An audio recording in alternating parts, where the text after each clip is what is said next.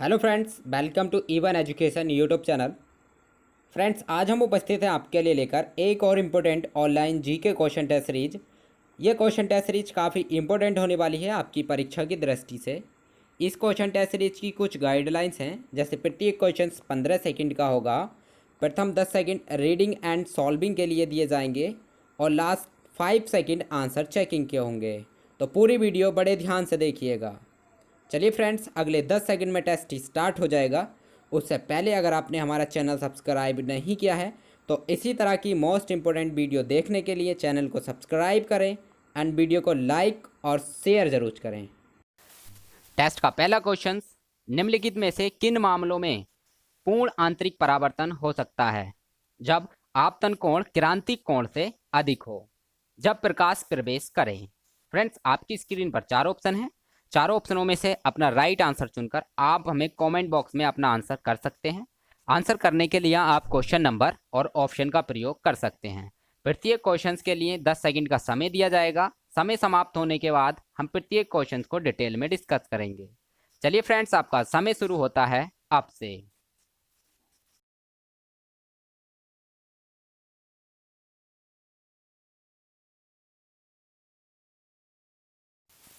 Time up friends, आपका right answer हो जाएगा ऑप्शन नंबर डी, हीरे से हवा में।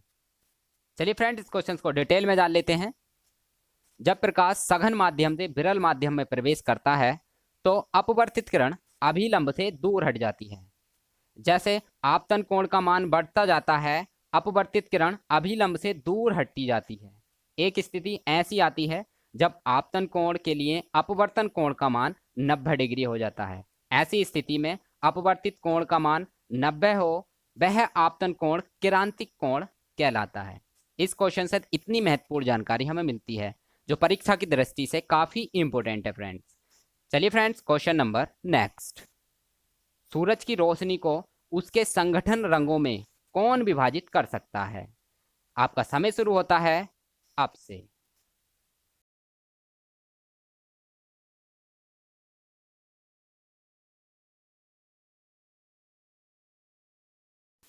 टाइम अप फ्रेंड्स, आपका राइट आंसर ऑप्शन नंबर ए, अपवर्तन। चलिए फ्रेंड्स, इस क्वेश्चन को भी डिटेल में जान लेते हैं। सूर्य का प्रकाश जब किसी प्रिज्म से गुजरता है तो अपवर्तन के कारण वह 7 रंगों में विभक्त हो जाता है। जैसे नीचे की ओर बढ़ते हुए उनके किरण हैं बैंगनी, जामुनी, नीला, हरा, पीला, नारंगी और लाल। इस क्वेश्चन से इतनी महत्वपूर्ण जानकारी हमें मिलती है। क्वेश्चन नंबर 3, सूर्य को देखने के लिए किस यंत्र का प्रयोग किया जाता है?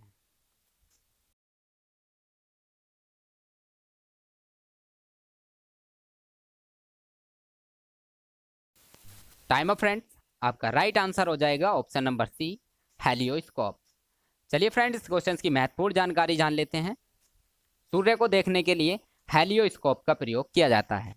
यह एक प्रकार की सौर दूरबीन है जो किसी चुने हुए तरंग दैर्ध्य में सूर्य को देखने के लिए प्रयोग में लाई जाती है। इस क्वेश्चन से इतनी महत्वपूर्ण जानकारी हमें मिलती है। Question number next. वास्तविक सूर्य उदय से 2 मिनट पहले सूर्य दिखना और वास्तविक सूर्य अस्त से लगभग 2 मिनट बाद तक सूर्य दिखने के कारण के लिए किसे जिम्मेदार ठहराया जा सकता है?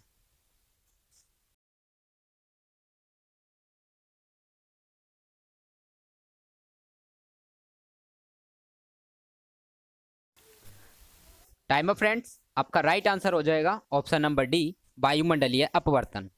चलिए फ्रेंड्स, इस क्वेश्चन को डिटेल में जान लेते हैं।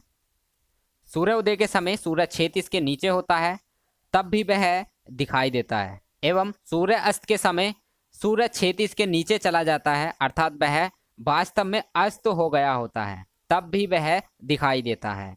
यह वायुमंडलीय अपवर्तन का कारण होता है। Question number next. टिंडल प्रभाव प्रकाश के डैश से संबंधित है?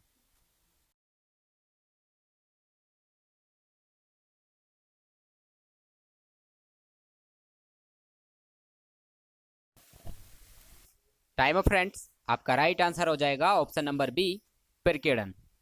Question number next. सूर्य की रोशनी में हरे रंग का दिखाई देने वाला एक कपड़ा लाल रोशनी में देखे जाने पर काले रंग का क्यों दिखाई देना शुरू हो जाता है?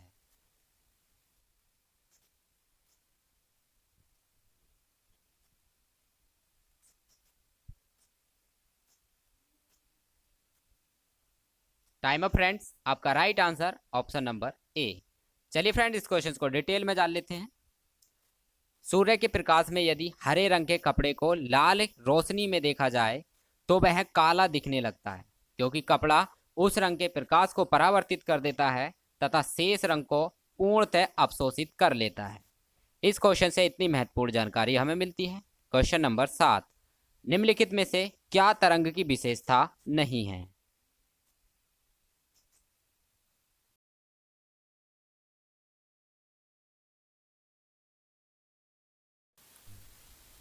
टाइम ऑफ फ्रेंड्स, आपका right answer option number C, माध्यम। चलिए फ्रेंड्स, इस क्वेश्चन को भी डिटेल में जान लेते हैं। तरंग के आयाम, तरंग दैर्ध्य एवं आवृत्ति होती हैं। तरंग को संचरण के लिए माध्यम की आवश्यकता होती है, अतः माध्यम एक तरंग का गुण नहीं है। इस क्वेश्चन से इतनी महत्वपूर्ण जानकारी हमें मिलती है। क्वेश्चन नंबर नेक्स्ट, ध्वनि तरंगे डैश में यात्रा नहीं कर सकती।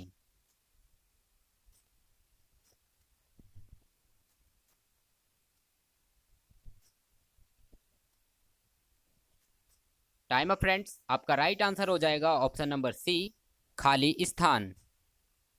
क्वेश्चन नंबर नेक्स्ट, ध्वनि को मापने के लिए कौन से यूनिट का उपयोग किया जाता है?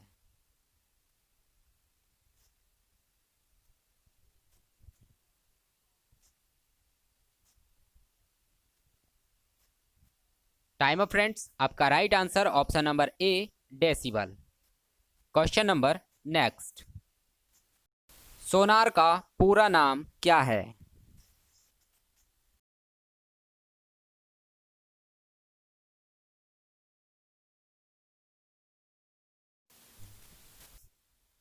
टाइम अप फ्रेंड्स, आपका right answer option number C, sound navigation and ranging. Question number next, द्वितीय विश्व युद्ध में दुश्मनों की पनडुब्बियों को ट्रैक करने के लिए विकसित प्रौद्योगिकी कौन सी थी?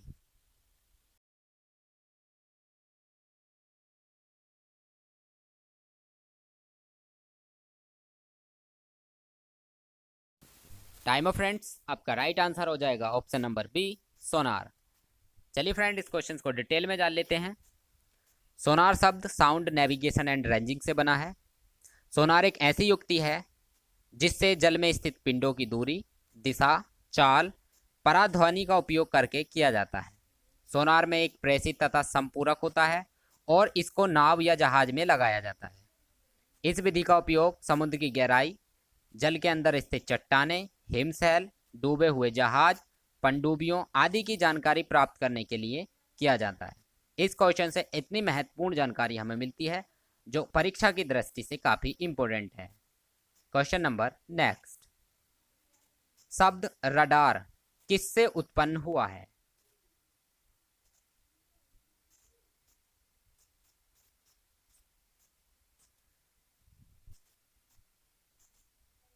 टाइम ऑफ फ्रेंड्स, आपका राइट आंसर हो जाएगा option number D, radio detection and ranging.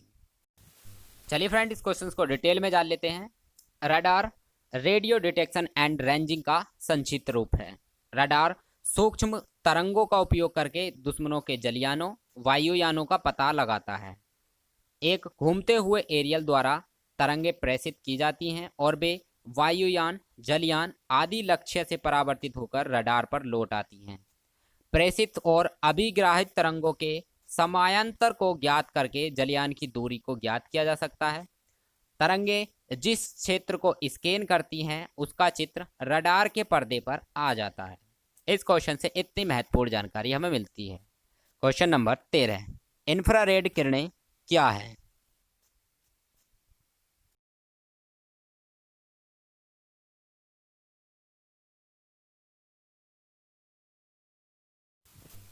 Time of friends, आपका राइट आंसर हो जाएगा ऑप्शन नंबर डी, विद्युत चुंबकीय तरंगे। चलिए फ्रेंड, इस क्वेश्चन को डिटेल में जान लेते हैं। दृश्य प्रकाश के अतिरिक्त कुछ ऐसी भी किरणें निकलती हैं जिन्हें हम देख नहीं सकते किंतु उनका अनुभव कर सकते हैं, जैसे एक्स किरणें, गामा किरणें, पराबैंगनी किरणें, अवरक्त किरणें तथा रेडियो तरंगे। ये सभी विद्युत चुंबकीय तरंगे होती हैं। सूर्य के प्रकाश को 7 रंगों में लाल रंग की आवृत्ति सबसे कम होती है तथा अवरक्त किरणें उन्हीं को कहा जाता है। और बैंगनी किरणों की आवृत्ति सबसे अधिक होती है तथा पराबैंगनी किरणें इन्हीं को कहा जाता है।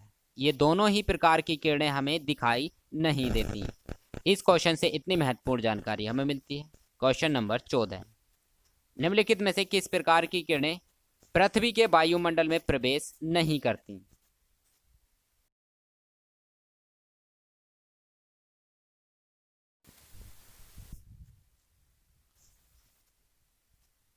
टाइम ऑफ फ्रेंड्स, आपका राइट आंसर हो जाएगा ऑप्शन नंबर बी, एक्सरे। चलिए फ्रेंड, इस क्वेश्चन को डिटेल में जान लेते हैं। एक्स किरणें पृथ्वी के वायुमंडल में प्रवेश नहीं कर पाती हैं। इन किरणों को उनके अन्वेषण के नाम पर रोटंजन किरणें भी कहा जाता है। इन किरणों की तरंग दैर्घ्य 10 से 0.01 नैनोमीटर तक होती है। ये किरणें चिकित्सा के निदान में सर्वाधिक उपयोगी होती हैं। क्वेश्चन नंबर नेक्स्ट, निम्नलिखित में से पूर्ण द्वैध संचार चैनल का कौन सा उदाहरण है?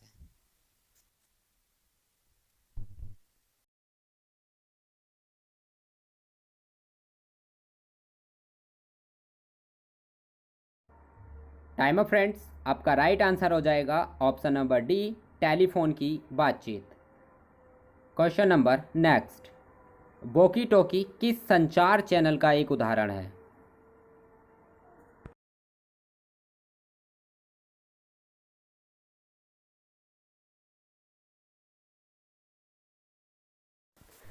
टाइम ऑफ फ्रेंड्स, आपका राइट आंसर हो जाएगा option number C, half duplex. चलिए फ्रेंड, इस क्वेश्चन को डिटेल में जान लेते हैं। वॉकी टॉकी हाफ डुप्लेक्स संचार चैनल का एक उदाहरण है, क्योंकि इसमें एक निश्चित दूरी तक ही संचार प्रयोग हेतु उपयोग में लाया जा सकता है। Question number next, near field communication dash पर आधारित है?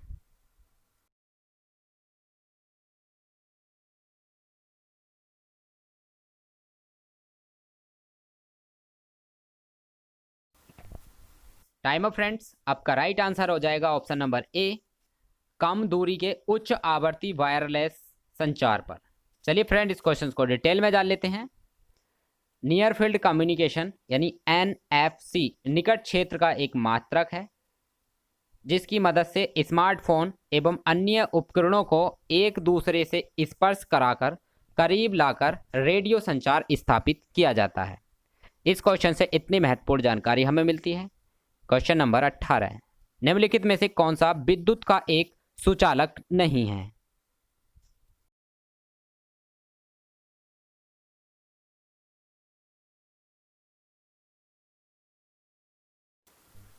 टाइम ऑफ फ्रेंड्स, आपका राइट आंसर हो जाएगा ऑप्शन नंबर ए, चीनी का बर्तन। क्वेश्चन नंबर नेक्स्ट, एक एकीकृत परिपथ में जिसकी चिप भी होती है और एक छोटा प्लग पर निर्मित इलेक्ट्रिक परिपथ का एक समूह है जो डैश से बना होता है।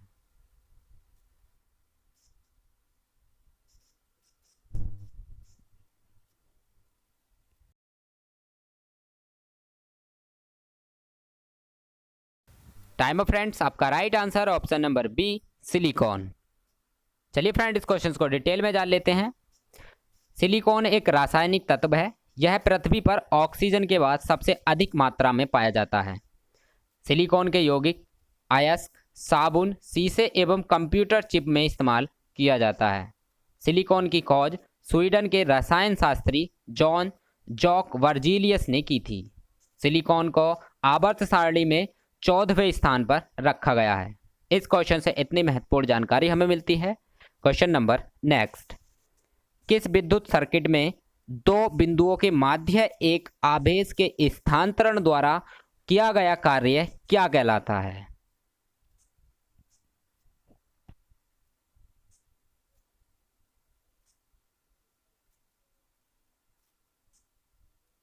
टाइम ऑफ फ्रेंड्स, आपका राइट आंसर हो जाएगा ऑप्शन नंबर ए, विभवांतर।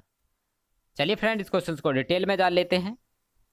किसी विद्युत सर्किट के दो बिंदुओं के माध्य एक इकाई आवेश के स्थानांतरण में हुआ कार्य विभवांतर कहलाता है, अथवा किसी विद्युत परिपथ में दो बिंदुओं के बीच विभवांतर को एक बिंदु से दूसरे बिंदु तक इकाई आवेश को लाने में किया गया कार्य एक मात्रा के रूप में विभवांतर द्वारा परिभाषित किया जाता है।